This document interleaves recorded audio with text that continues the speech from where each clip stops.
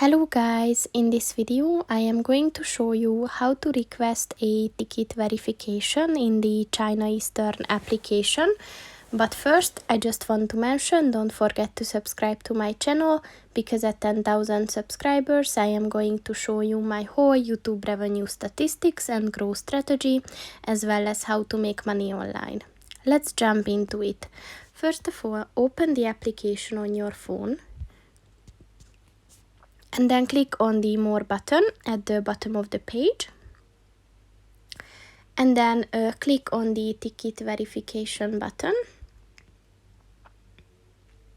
So in order to do that, you have to provide your ticket number. You have to give your first name, optionally your middle name, and then your last name. And if you did that, just click on the Verify button and you will receive a feedback on your ticket's validity. So that's pretty much it for this video, guys. See you in the next one. Goodbye.